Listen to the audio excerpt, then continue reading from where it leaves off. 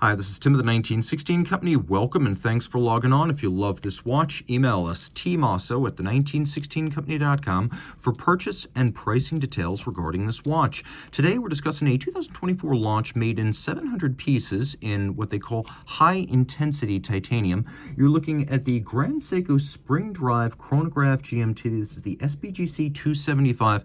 It has the distinctive lion's mane texture with a nano coating that gives it this golden red hue. The watch, of course, part of a 20th anniversary celebration of the original 9R automatic systems. That is the spring drive technology that makes this a sweet spot between the soul of mechanical watchmaking and the precision of quartz. Now, it's a big piece, but it's not huge. 44.5 millimeters. In titanium, it's very light, 17.2 millimeters thick, 49.7 lug-to-lug with a 23 millimeter spacing between the lugs.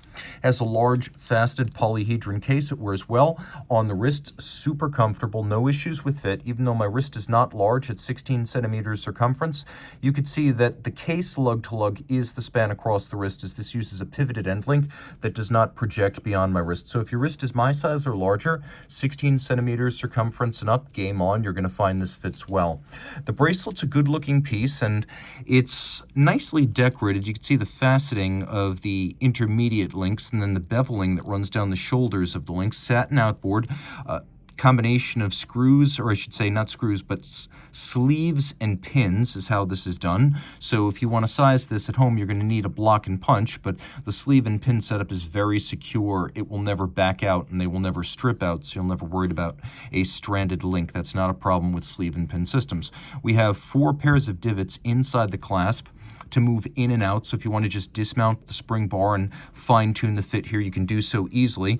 And though this watch is not a diver, it does feature the incremental adjustable clasp that you get on the Grand Seiko divers. So you can see we have here both a trigger lock system, so you have to press the triggers, and a clamshell system that locks down, so it's sure tight.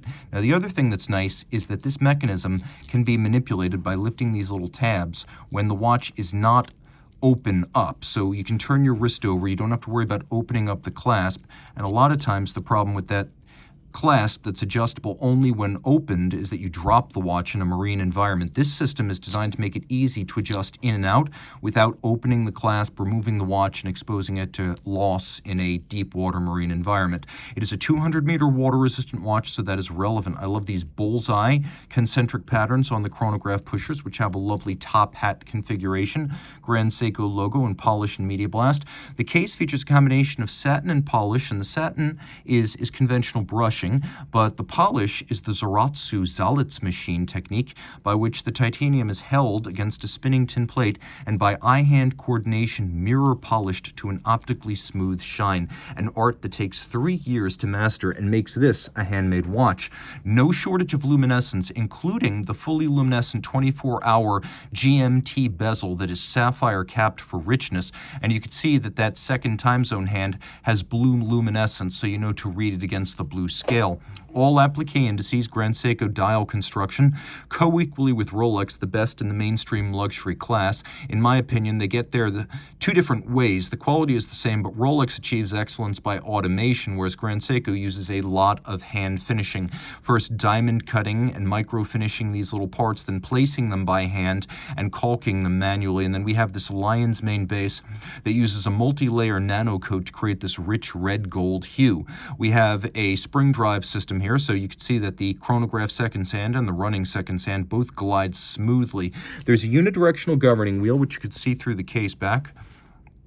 It's turned by the mainspring. No motors, no batteries, no motive power capacitors. There may be some capacitors in the quartz circuit, but they do not drive the watch. All of the drive is from the mainspring energy.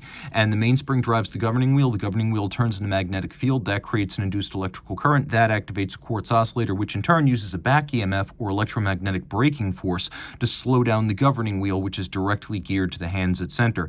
And so that's how this system, using only spring energy, is able to keep time like a quartz watch, but still have the drivetrain and hand-constructed, hand-tuned appeal of a mechanical watch, and the accuracy is superb. This is the 9R96. It's a hot rod spring drive, 10 seconds a month rather than 15 seconds a month accuracy. Because this is a Grand Seiko chronograph, we have a combination of a crisp column wheel function selector and a vertical clutch system, so there's no jump or stagger when you engage, and you can leave the chronograph running full-time with no hazard wear or tear to the watch. There is a hacking seconds function. The watch does feature a intermediate setting position where you can drive the date forward and backwards as you travel and alter your local time zone while leaving the rest undisturbed. That's both the minute and the secondary hour hand, but it's also not going to affect the chronograph operation. There's a power reserve indicator down in the corner. The watch has an automatic winding 72-hour power reserve, though you can manually wind this 50 joule movement if you wish to. There is a gold medallion in the rotor letting you know that this is the hot rod spring drive movement. And though the finishing on the movement is mostly mechanical in nature, it is attractive to the eye and well worth your while. You can see individual numbering out of the series of 700.